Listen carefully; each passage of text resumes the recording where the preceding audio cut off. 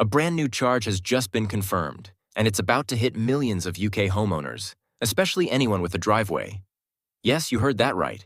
A space you already own, a space you already paid for, could now cost you even more.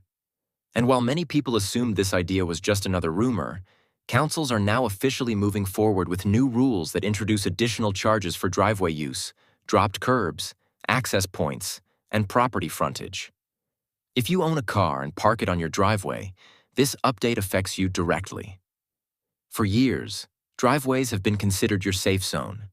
Park at home, avoid street restrictions, avoid fines, avoid permits. But the landscape is changing fast. With councils struggling financially and government budgets tightening, authorities have been looking for new ways to raise revenue.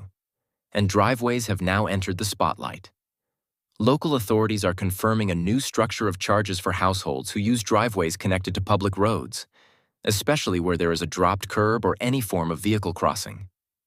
The biggest issue? Most homeowners didn't even know this was coming. Many councils quietly included these changes in local transport plans, infrastructure consultations, and environmental impact proposals. Now the final confirmations are coming out one by one, and thousands of households each week are discovering a new bill on the way.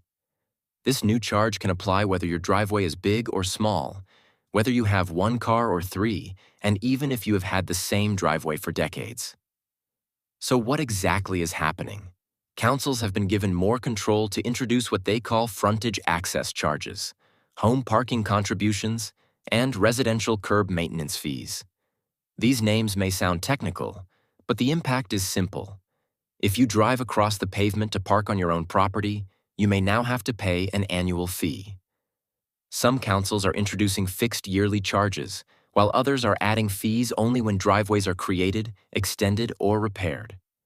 But the most concerning development is that several councils are moving towards yearly renewal fees, meaning this cost will not be a one-off. It will keep coming back every single year.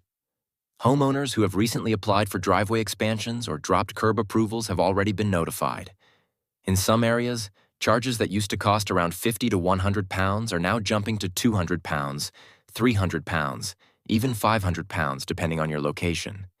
And for existing driveways, annual fees starting from £35 up to £120 are being rolled out.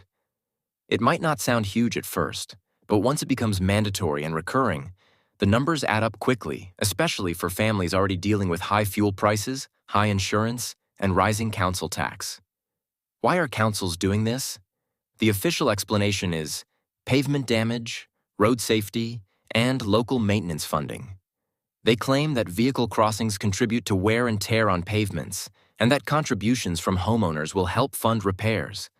But many residents argue this is simply another way to raise income from people who already pay more than enough. After all, homeowners pay council tax, car tax, fuel tax, insurance tax, parking charges, and environmental levies. Now there's a new fee just to park on your own land. The policy has triggered frustration across several regions. Some homeowners say this feels like paying rent on your own driveway. Others worry this is the first step toward even more property-related charges, like garden tax, frontage tax, and vehicle access permits.